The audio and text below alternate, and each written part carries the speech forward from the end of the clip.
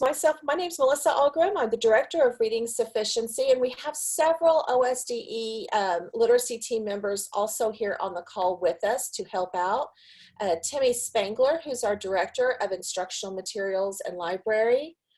Jennifer McKay is our Senior Director for Early Childhood, and Brenda Chapman, who is our Director of Social Studies, but also is extremely well versed in our RSA and literacy. And then Deb Wade, who is our Director of Elementary ELA materials, so that she can help us out with that as well. And then Lauren Jinks Jones with our Project Excel is here to offer us some technical support, and Tiffany Neal, our Executive Director of Curriculum and Instruction, is also on the call. So we have a lot of people here this morning to help support you with reading sufficiency. This call is primarily for those that are having to deal with the compliance of and operations of reading sufficiency. We're not going to talk necessarily instruction. We're going to talk how are we going to make sure that we are meeting the needs as defined by legislation this morning. So just to make sure that you're aware of what this purpose would be, so we can make sure that that fits your needs. You can see, and we'll put in the chat box again, because I'm sure it's gotten buried with everybody introducing themselves, a link to the agenda this morning, but I'm going to share my screen so that you can also see that. And let's see, there we go. Lauren, I got this where we can see it? Okay, thank you. So with this is where we're going to focus on this morning with just the Reading Sufficiency Act, and we're going to go over some guidance that was released late last week as well, just to make sure we're all on the same page. You can see the bit.ly to the agenda so that you can access that at any time in case you need that. You can't just click on it from the chat box. You do need to copy and paste it over into a browser. The email links to myself and to Timmy are right there on that agenda as well. If you have any questions that you need to email us about later on, please do so. First, let's talk about funding. Last week, Superintendent Hoffmeister, in one of her calls to the districts, has stated that there is flexibility with RSA funds this year in order to assist with distance learning. So there are going to be allowances for this school year for 2019-2020 to be able to get things that you might need to allow your students to be able to do some more distance learning. That could include hardware such as iPads, Chromebooks, any software options that you might need, ways to be able to access any learning that you might need to have there. If you have any questions about what that would look like, just let us know and we'll be happy to address that. Also, another question that is often coming up right now is about interventions. How are we going to be doing interventions with distance learning? And the simple answer is you're not. It's really just not realistic to ask that those interventions be done during that distance learning. It would be applicable when possible to provide practice for students in their area of need. And to focus really more on our knowledge building and vocabulary through experiences and read aloud. But the short answer is that we know that a lot of our interventions require a lot of validity, fidelity. That's something that we simply cannot ask parents to do. It also requires sometimes a lot of technical experience, which again is not fair to ask of parents. The other thing to consider is that it's also a student safety issue. We have a lot of parents, a lot of incidences of child abuse that happens with students that struggle, especially when parents are trying to get very frustrated with trying to help their students. And that's not something that we want to be adding more stress to for parents. So just keeping that in mind. Lauren, just a quick aside, would you please make sure that we are still recording this meeting? Okay, thank you. And then finally, end of year assessments and reports. It is not expected that schools would administer, and they should not administer, end of year screening assessments. That is kind of like the cessation of instruction that the board has on us for last week and this week. Even if we are using an online screening assessment, it is just not something, again, that we want to put on parents to ask them to do an end of year assessment. And as a result, because we don't have that data, we also will not have an end of year RSA report for this year either. So I'm going to pause there for a second. Were there any questions that came up in the chat room on those three things? Not yet, but I do want to say I posted the bit.ly agenda in there, and the first time for some reason there was the word you at the end of it. That one isn't going to work.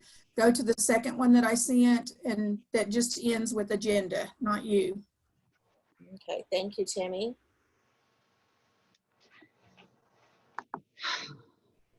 Okay.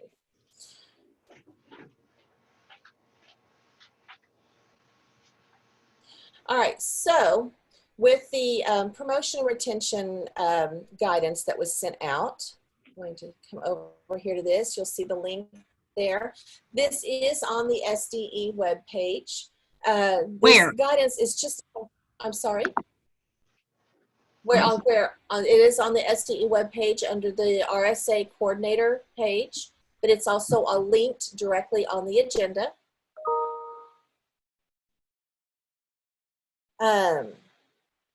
The purpose is really just of how are we going to make these decisions in the absence of our OSTP scores.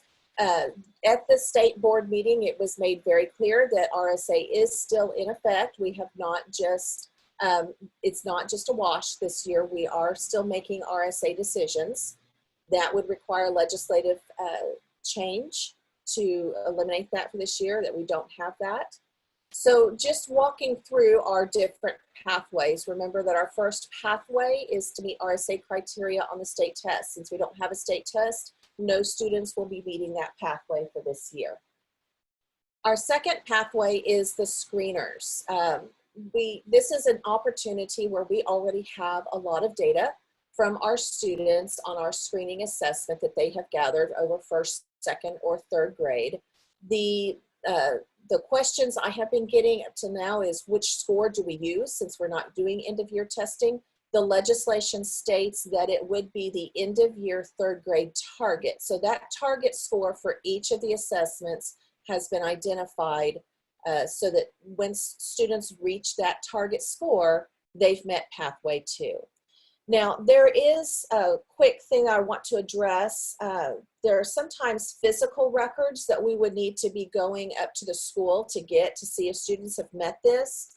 At this time, it is recommended that teachers do not access the building for health and safety reasons. There will be more guidance developed in cooperation with the CDC for accessing those physical records. So if it's not something that you have electronically, please wait until you're able to get that guidance for how to access those records safely. There is no hurry on getting this done. We have until the start of the next academic year. We do not have to get these decisions made in the next week. So take a breath and let's make sure that we're accessing this safely so that all people can stay safe there. Okay, again, pathway 3, there is no change to our pathway 3 with our good cause exemptions because of our COVID-19. I do, however, want to remind you that last spring, there were 2 changes made that started this year on 2 of our good cause exemptions. One of those is good cause exemption 5 for students who would normally take the regular state test, the OSTP, and they have an individualized education program or IEP that addresses the areas of reading or language. They are able to be promoted if they are making adequate progress towards their IEP goals. This removed the previous year retention requirement. So they do not have to have had a previous year retention. As far as adequate progress, that is to be determined by the IEP team. If the IEP team feels that they are making progress towards their IEP goals, then they are automatically qualified for that good cause exemption 5.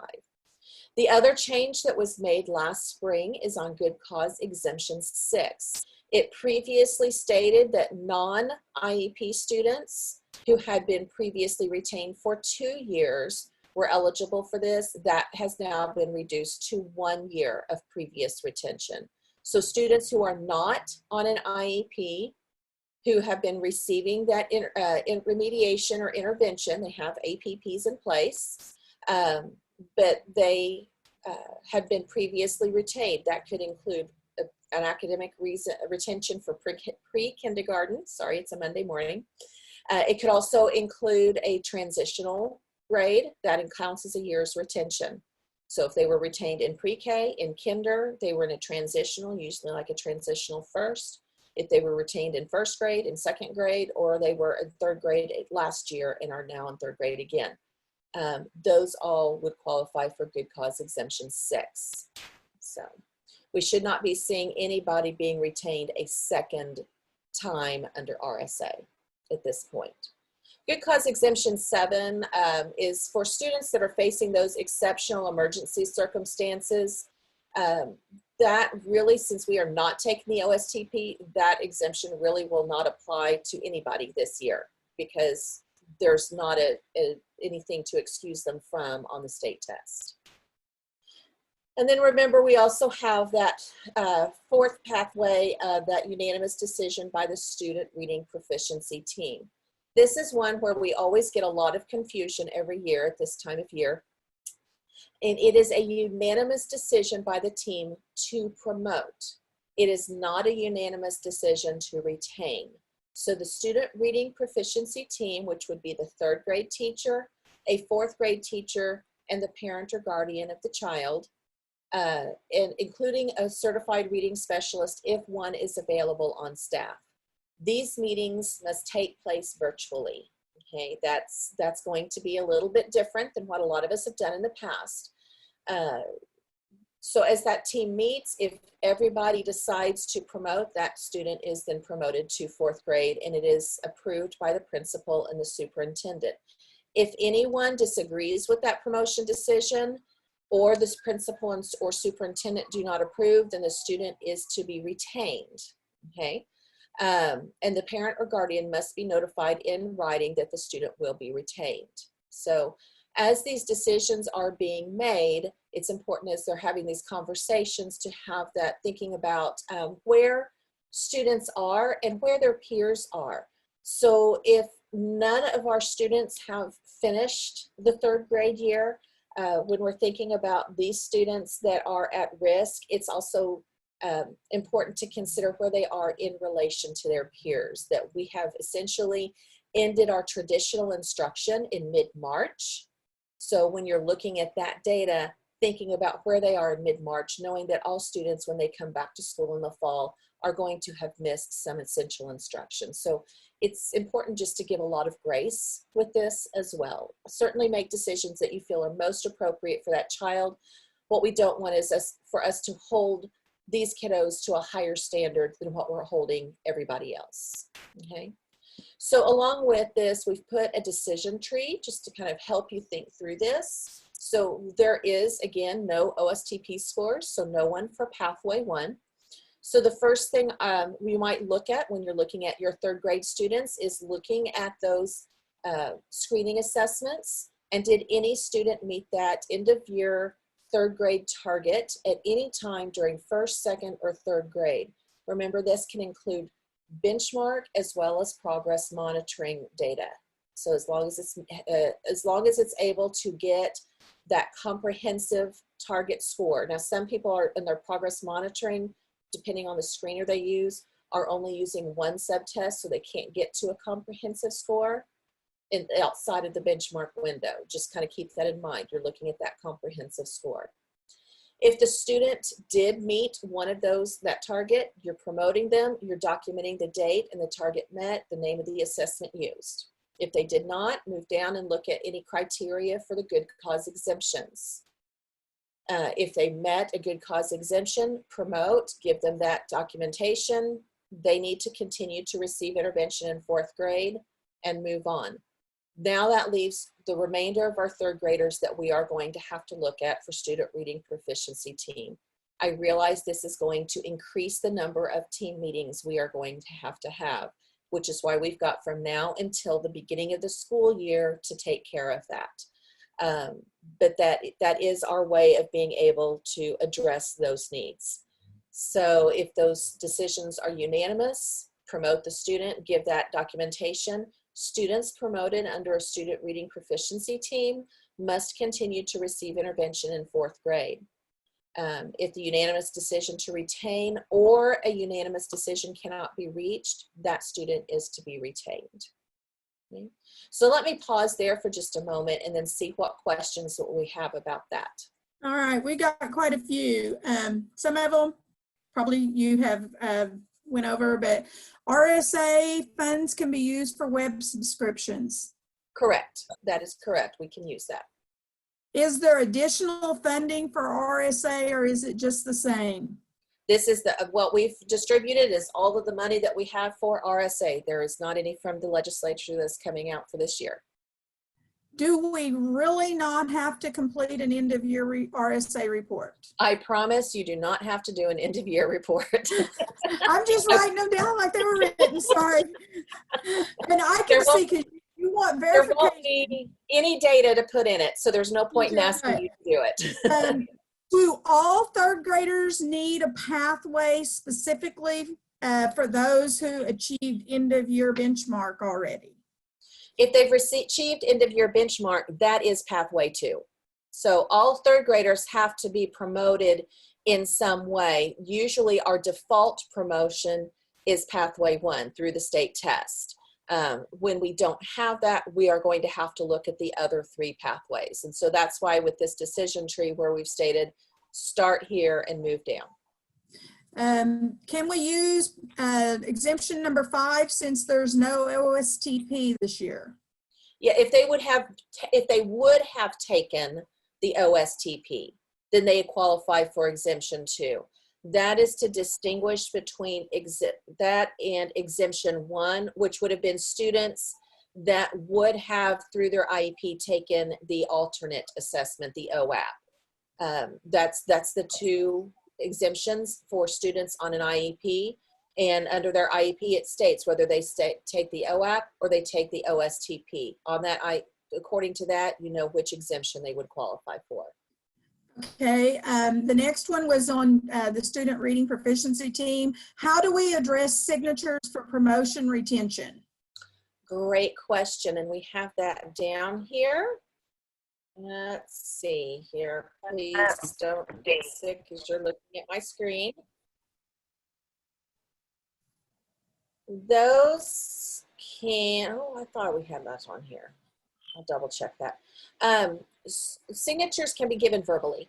So on that, if you will ask them what their signature is, and you will state if the teacher's filling this out, that Jennifer McKay, the parent, agreed to promotion, just document that. It's the teacher filling that out. That's going to have to be the case for everybody this year.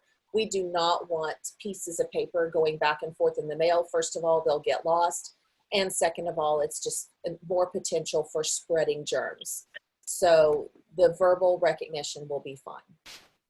Okay, we also have a question, and I know Tiffany has posted in part of your FAQ answer to that, but is it possible to complete the portfolio in the last 9 weeks? Yes. The portfolio, under any year, not even just this year, can be completed through the end of the school year. It could also be completed through a summer school if a summer school were being offered. So if you were doing something virtually, it is also one of the things that can be used for a mid-year promotion to complete that by November 1st. So, but if you're wanting to promote before 4th grade, yes, it can be completed then.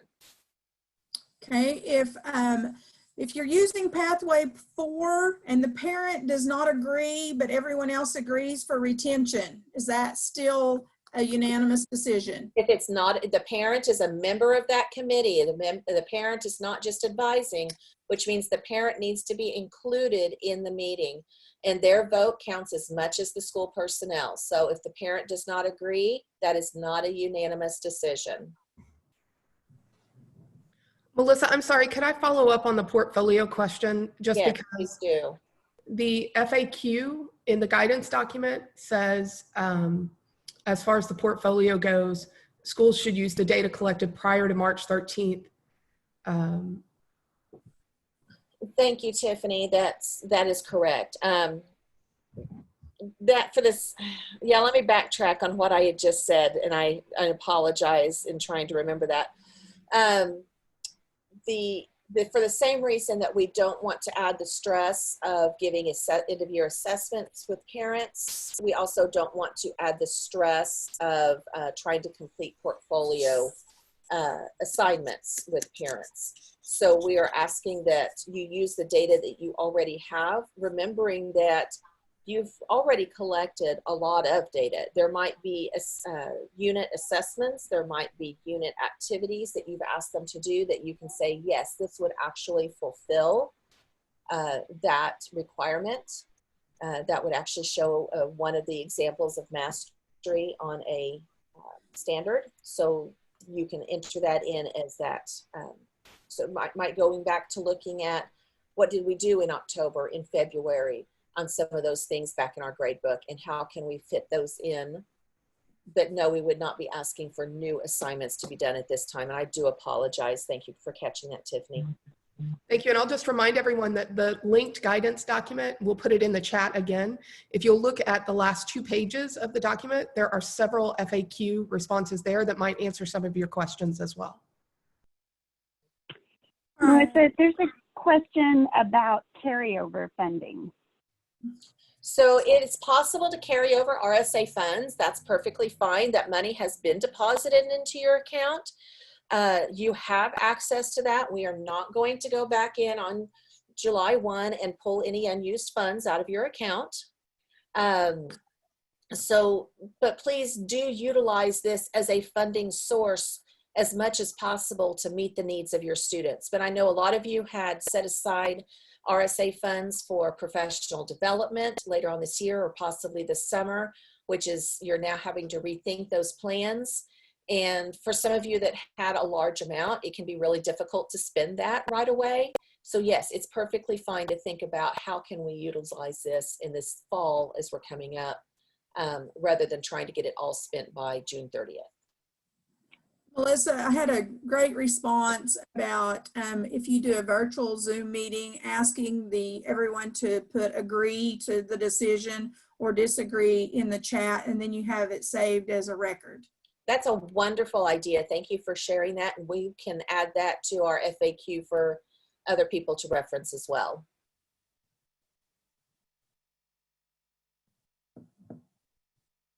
Okay, any other questions that have come up about this? If a student had scored over the grade level target in the first quarter, but has struggled in reading and scores have gone down through the year, should we still use the higher score? So in legislation, it does state that they only have to meet that target score once. It does not say that they still have to meet at that score at the beginning of the year. So while we would still provide intervention for any student that is struggling, they do qualify for promotion under Pathway 2. So there's another question about Pathway 2. Can you notify parents about that virtually? Well, it does have to be in writing.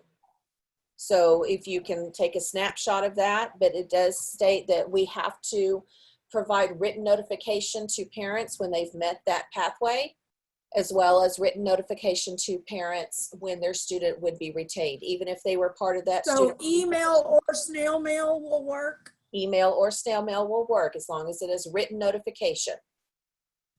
Don't just call them on the phone and say, hey, you've met it, great. Follow up with something in writing.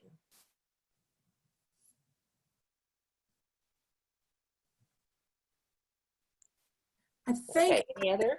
Got all the questions so far. We may have missed something, but we will be saving this afterwards, correct? Yes, we will. And addressing additional questions. Yes, and we will make sure that we have access to all of that. Okay, so for documentation, one of the things that we wanted to make sure of is that you had a way of providing this documentation. This could work for any year, not just for this very odd school year, but it can also help just to make sure that we've got it all together. It's a one-page form that will just let us know if we've got the student full name. This can go in the permanent record where they have the teacher's signature, the principal's signature, and the superintendent.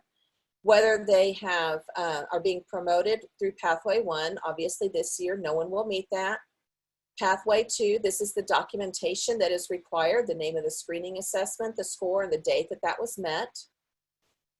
Pathway 3, which of those exemptions, and if any documentation is required, it states it on here, what has to be in place. For Good Cause 1, they have to have that English language academic plan, an IEP, to know which assessment was given. Pathway 4, just assurance that that unanimous decision by the team was met. And then, or if the student is being retained. This would be helpful just to have in the student's permanent record so that we get a lot of calls in the fall, and I'm sure we'll have even more this year, to say, we don't know what happened with this child. Now, obviously this year we are not going to go up and file these in the permanent records right away. We will wait for more guidance to see how we can safely access this. But this would be something that you could send to your administrator if you're a teacher, to say, here's how I have worked with my students, and here's a document for each student to send to the administrator so that we have that ready to go. Okay. Melissa? Yes. We are getting a lot of questions about addressing APPs, like a lot. And we also have a question about, can we go ahead and do Good Cause Exemption 3 now? Okay, so Good Cause Exemption 3 would be the alternate assessment. You would have to have students come in to give them an assessment, the ITBS, the SAT-10, or the Terra Nova. And at this point, you cannot have students come in to take an assessment. So Good Cause Exemption 3 is not really going to be a viable option at this point, because it requires students to be physically present to take an assessment. So that's probably not one you're going to use. As far as interventions, doing APPs, as we stated earlier, it is just not realistic to ask parents to be providing interventions. One, because of the stress on parents, and two, because we have no way of ensuring the validity and fidelity of that intervention that's been given. So at this point in time, APP's interventions are really just suspended. We are just trying to keep a review going for students as is appropriate. But if they've got something really complicated going on, they're just not something that we can do with parents. So we can work on building their strengths, work on having them have opportunities to listen to stories. If they're on an IEP and they have access to Bookshare, being able to read books on Bookshare virtually, or being able to listen to some of the audio and practice talking about the books with their families. Whether that's their area of need or not, it's okay to build on their strengths so that as we come back, they're ready to get going again. But that's just not something that, given our current situation, is a realistic ask of either our teachers or our parents. So does that pretty much address the questions that you're seeing, Timmy?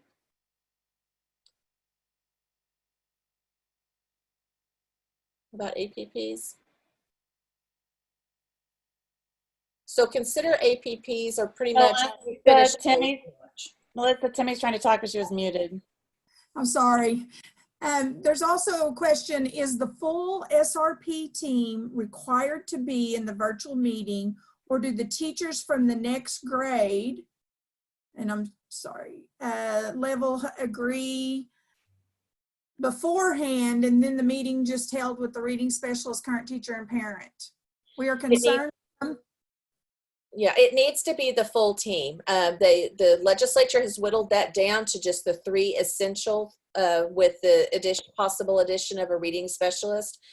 Otherwise, what ends up happening is the parent translate this is to, well, the school's made a decision and they're just informing me of the decision, and they do not perceive themselves as an equal member of that team. So it's very important that the actual team meeting take place with the third grade teacher, fourth grade teacher, and parent all present, and then include that reading specialist as if applicable as needed. So, And Melissa, we're getting a lot of calls about or questions about technology, and I just want to remind folks that there are, the ability for families to call in as opposed to have a device, a computer, or anything like that. There are all kinds of technologies that schools can use where families can call in with a phone number. thank you, Timmy. And I do see one question: if we finalize APPs with the March scores? Yes, that's the final score that you have. And lots of questions about how they will fill out documentation for everyone that has met the EOI. That's one of the reasons why we're waiting, is extending this to the end of the summer. Yes, this is going to be increased documentation. There's not a way around that. But that's why we've put that one single page document to try to make that as simple as possible, so that we can, if each teacher just takes care of their own class, to fill in, this is what, let's see, where do we have that? Right there. If this is just filled out for each student and given to that administrator, that way the information will be there when we do need to collect that data later on. Melissa, there was a question about if they're holding meetings off of contract time, would they be able to use RSA funding to pay that teacher? That's between the administrator, how the administrator chooses to do that. In the past, we have said no to that. I'm going to need to get back with you on that one. Let me double check on that. And we'll just add there was the FAQ document, right, Yes, Melissa? we will add that to the FAQ. There's a question, would summer school or some type of summer intervention be required of districts this year? Well, summer school is probably not taking place anyway. That's going to depend on where we stand with our requirements. If it's not safe to have summer school, obviously. Yeah, make sure they follow the CDC guidelines on that, which we do have on the State Department website also. And at the same time, summer intervention would be the same as intervention right now. That is really just not a feasible ask for parents. Okay. Any others? Is a virtual summer school acceptable? Again, I think that is something that we can revisit and come back to in the FAQs. I think at this point in time, and Tiffany, correct me. Yeah, I'll jump in. Yeah. I'll jump in, Melissa. I know there are a lot of questions about the summertime. As you all know, we are getting new guidance from the governor and the CDC nearly every day. So keep in mind that we do have a little bit of time here before any decisions need to be made related to summer school support.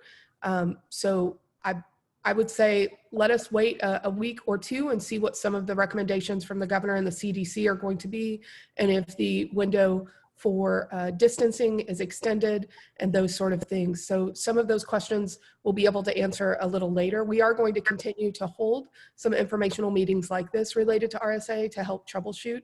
So we'll try to address those a little bit later. I do also want to point out, Melissa, would you speak just to the sort of theme of the day and flexibility for districts that might help folks a little bit? Absolutely. We are trying to still meet this and make these best decisions for kids, while giving them as much flexibility as possible and giving districts as much flexibility to meet this as possible. We know that what we're asking is not what we would normally do. It's not always ideal, but at this point in time, we're working with what we have, and we recognize that you are working with what you have as well. So questions I'm seeing about like having parents sign an APP, that's okay. It's okay to have that conversation verbally. And just to document that that was taken verbally. It's okay if we don't have some of these summer interventions that we would very strongly recommend in other years. This year is really just not the situation is not the same, and we want to make sure that that flexibility is there, not only for you, but also for your parents, your teachers, and your students. So I'm kind of, yes? We had a question. Earlier you said if a first, second, or third grade student met the EOI benchmark for third grade, can a third grader meet benchmark in second grade and be moved on to fourth with that score? That's why that number is on that guidance document. They have to meet the end of year third grade benchmark, which these are the grade level target scores. That's what's required in legislation to meet that pathway. So if you have that third grader and they're scoring at a second grade benchmark, they do not qualify for the pathway 2. You'd have to look at one of the other options for their promotion.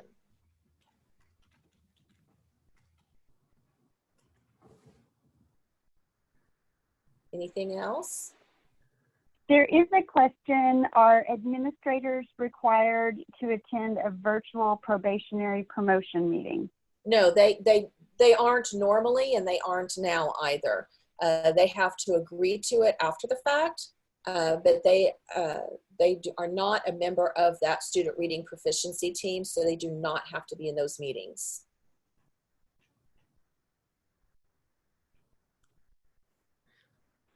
Timmy or Jennifer, did you see the question related to can a reading specialist signature on the documentation be sufficient? I can't find that question right now, but I wrote it down. I did see that earlier. The question was, Melissa, if the teacher moves, could the reading specialist signature count as the teacher's signature as well? Like the teacher is no longer on Right. staff at this point in time. That's a question that I will have to take with legal and double check on that. So I think the question was, could the signature for the reading specialist count both as the reading specialist and a classroom teacher if they are in fact both? Okay. Let us get back to you with that in an FAQ document, and Okay. just to make sure that we're giving you the correct answer. There is a question again, and I think you've addressed this, but I'm just going to let you state it because you said it so well. What about a virtual assessment for an end of year benchmark? Okay. Again, that's something where with any assessment intervention, anything that's going to create more stress for the parent or the child and that we cannot ensure the validity of, that is something that we are not doing at this time. This is not, we need to use our data that we have from prior to the cessation of instruction and not add new things at this point, just because one, we don't know, first of all, how students can access that. If they are able to access that across the board, we know a lot of them aren't, making sure that they actually are taking it without intervention from parent. That's a whole other issue. And just the overall stress of having to do that. So let's work with what we already have. Melissa, just a few questions related to the document. First of all, people appreciate that. The question is, can we make that a fillable PDF that districts could use so it wouldn't have to be printed out? I think we can look into that, recognizing that sometimes a fillable PDF that works on our side doesn't necessarily work on the side of the receiver, but we will definitely look into that. And a lot of questions about just making sure without the without the state assessment as an option for promotion for third graders, will every third grade student need to have one of these forms completed for them? That is correct. Is that something? Okay. That is correct. We will need to report out how students were promoted or retained. And this is one way that we can keep track of how we're able to make those decisions. Melissa, there's also another question about the student reading proficiency team, and will just need to be confirmed on this, but if it's needed to be retained and the parents disagree, what would happen next. It has to be a unanimous decision. Yeah, and that's the case every year, not just this year. We have Right. that often. We have sometimes where the school says we want to retain, the parent disagrees. That is not a unanimous decision. The student is to be retained. Those are usually the calls I get in the fall. And we work through that of that was the end. That was the end of the step. That's the bottom of the decision tree right there. So I think this is an unprecedented thing, and I think that schools really need to look and what are you going to do different next year than you've done in the previous years if you do retain that child.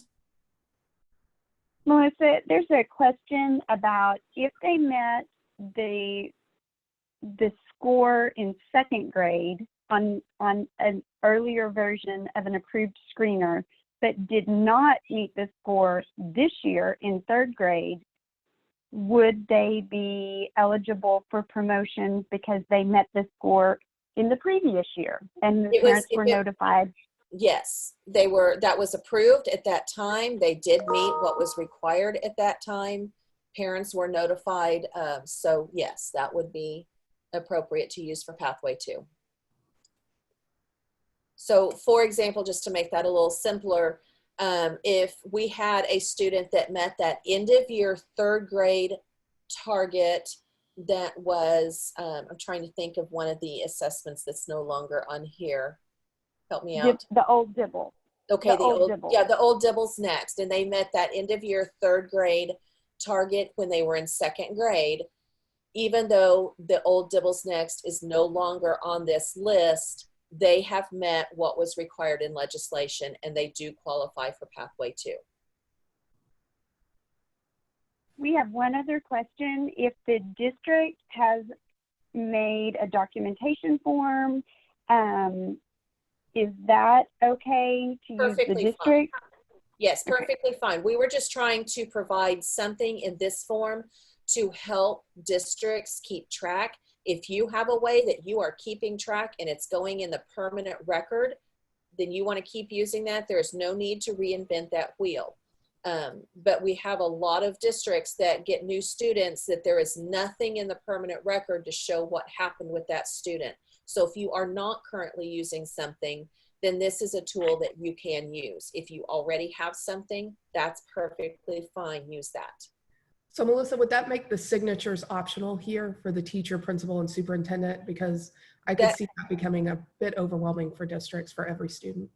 Okay, and the principal and superintendent teacher all have to sign off on that document anyway, whether that's in legislation that they have to approve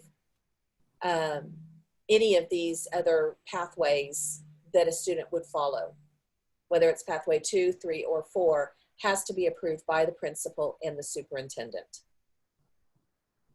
That's in legislation. We can follow up with that. And yeah, I think that's what we would tell folks. Let's follow up with that now, seeing that this is a form that every third grade student is going to have on file for this year. So we will check into that and get back to you all through communication later this week or next. Okay. There's a question, please clarify. Which classroom teachers complete this form that you're sharing on your screen? Only third grade teachers, or does this form need to be completed for students who are on an APP? Third grade teachers. Third grade students have to meet one of these pathways in order to go to fourth grade.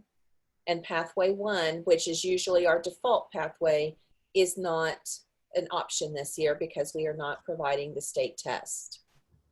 So students will have to follow through on either Pathway 2, 3, or 4. So all third grade. So again, just to restate what you said earlier, that is why you've extended the time period into summer, because basically we're going to have a phone conversation with lots of third grade parents. Yes. Yes, long and short, yes. But this is why we would also suggest to you that we're having this webinar today to answer as many questions as we can, but understanding that as we get more information from districts about the questions they're having and capacity perhaps issues, we are able to take some of your questions back to leadership and possibly even, if needed, the state board to consider steps that may need to be taken related to some of this. So please know that we're doing our best to get information out today, but let us answer a few of these questions before you go down the path of maybe trying to schedule your meetings with families. Give us a week to sort of get back to some of this information. Melissa, do you think that's probably the best approach? Absolutely. And just while I'm on that too, I want to put on this agenda, we are going to have some weekly virtual meetings Tuesdays at 2 o'clock. We will start that next week on April 7th.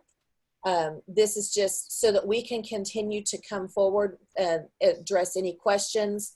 We'll take a lot of the questions that are in the chat, try to clean that up, and we will give you, go over a lot of those with not only a written FAQ, but also we can talk some of those out too, okay? And then I'm sure there are unique situations that will come up. There's also a survey that we have developed for any additional questions that you might have if you want to make sure that those get there, because as we all know, sometimes our email inboxes are getting a little full with a whole lot of other things. These will be here specifically for RSA questions if you want that addressed. I did put a note on here. Please make sure you do not put any identifying student information on this form. If it's something that you need us to talk to you about specifically, you can either email me, but you can also include a phone number there if you want us to give you a call and have a longer conversation. But this is a way to help us develop some additional questions that are coming in, not only for those that are unique to this school year, but I'm seeing a lot of questions in the chat that are questions that come up every year, so that we can develop those into an FAQ for you to help with that. So that is on this agenda as well. I know we've posted the bit.ly link in the chat a few times. I'm going to do it again real fast. Melissa, will this be the same Zoom link that they'll use for all the weekly meetings? Yes, I think so. At 2 o'clock, right? 2 o'clock Yes. p.m. on Tuesdays. Actually, I'm going to post a link to our curriculum and instruction webpage for support right now. And that's where you can find the weekly meeting. I'm not sure if this one has been scheduled yet for the weekly reoccurrence, so the Zoom link may change just a tad bit. So I'll make sure that there's a link to the instructional curriculum and instruction support page where you can see the information for this webinar. And I'm sure Melissa will be sending out guidance in the RSA newsletter that you all received pertaining to this meeting as well. Absolutely. We'll be sending out a recap of this as well as that link too. The only other link that's on this agenda is just to the FAQs for COVID-19 in general being put out by OSDE. I don't think we can reference that enough. The overall importance here is making sure that our staff and our students are staying safe. Nothing should trump that. So whether it's talking about signatures, making sure that we're keeping stress levels down, any of that, that all has to be first and foremost. So making sure that we have that. As far as how to get on the RSA for the newsletter, let me just come over here. If you're not sure how to sign up for a newsletter for the SDE, you can come to the main SDE webpage and it'll say newsletter sign up now. If you'll enter your email address, it'll take you to a sign up page. It won't let me do it with my name, but it'll let me do it with my personal. And I can come down here and once you confirm that, it'll list all of the different emails that you can get or the different listservs that you can be on. You just click the one in front of Reading Sufficiency. Okay. Any other burning questions that we have for today, knowing that we are going to save this chat and we will be addressing any unanswered questions later. If it is something that you need an immediate answer to, like you cannot wait until next Tuesday or for any FAQs, please either fill out on this survey or shoot me an email so that we can get that to you quickly. But knowing that we're trying to get this as quickly as possible, but this is also not something that you need to make decisions on this week. It is okay just to take a breath. Let's make sure that our kids are staying safe first, and then we can figure out the placement after we get that first essential need taken care of. Hey, Melissa, I just have one more question that I think would be going back to, lots of leeway in this. If a child is not on an IEP, has not been retained, then the parent can not disagree for retention. The parent can always disagree. I'm not quite sure what you're asking. If the child is not on an IEP, has not on an IEP, has never been retained, the school wants to retain, but the parents say no, what then? Then the student, it's not a unanimous decision to promote. The parent does not get to trump everybody else. It's an equal voice between all members of the team, including the parent. So if in that case, if we do not have a unanimous decision, the student is retained. They can go to the school board. They can appeal it. There's really not an appeals process for this. That was the purpose of going through all of those steps on that decision tree, as the student reading proficiency team is the last step. So, we have to all be on the same page there and just say, this is the decision. That being said, I would strongly urge all student reading proficiency teams to carefully consider the extenuating circumstances of this year when making those decisions. If there is something that we can do for that student to allow them to move on to 4th grade and be successful while still addressing their needs, then that's perfectly feasible to do. We want to be able to do that. If there is something going on, we don't know every situation. If there's something going on where that student really does need to be in 3rd grade again, then they need to be in 3rd grade again. That's the purpose of the team. The circumstances around that student and how to best meet their needs.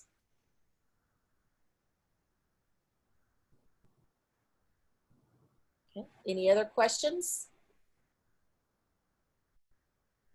Okay, well, we are coming up on our time. Yes, I saw in the chat, if the parent does not agree to still retain, just making sure. Yes, it's the parent. Unanimous means unanimous. Yeah. Timmy or Jennifer, a couple of questions about the Dibble score came up in the chat. On the link that she had for Acadians and the Dibbles Next are on there, and they set their benchmarks, we don't. Yeah, that's coming from the vendors. Was there a change in that? I think that's the question.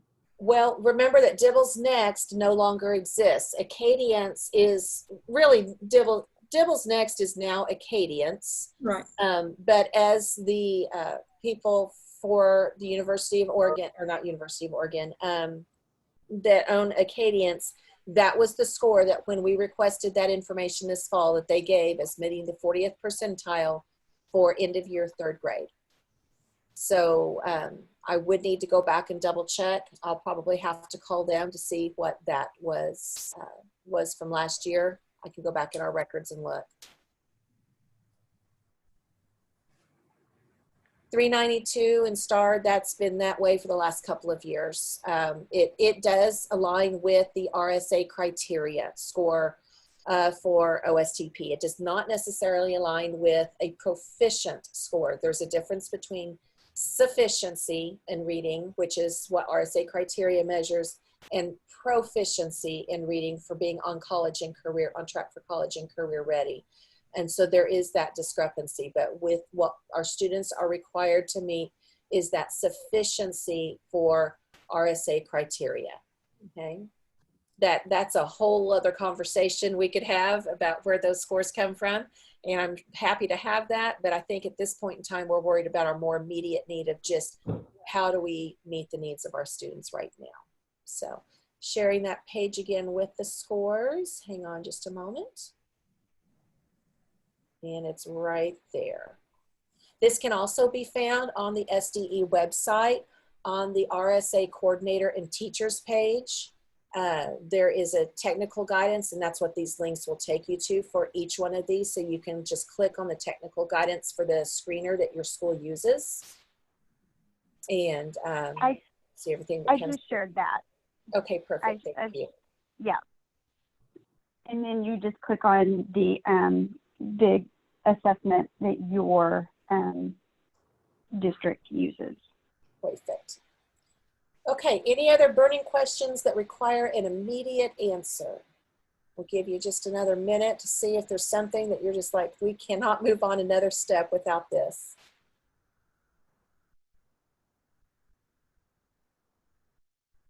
Okay, well, thank you. Oh, if parents don't agree with each other, Kristen, let me, that's another one I want to figure out. And I'm assuming by that you're talking about parents that share equal custody.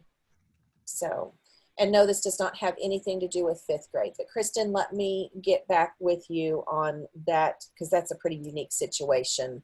But you're right, we do need to have an answer for that. So let me get back with you to make sure I have a correct one. So. I think the bottom line is if you'll give us a few days and then come back and check the FAQ, several of your questions will be answered, and you can also reference the answers to questions that we went over today and have that in the guidance document to refer back to. Okay. All right, well, all that being said, I hope everyone has a wonderful Monday. Good luck this week as you're working on your plans, and don't hesitate to get a hold of any of us. We're all happy to help you out if there's something that you need. But everyone take care and stay healthy. Stay home. Bye. Thank you.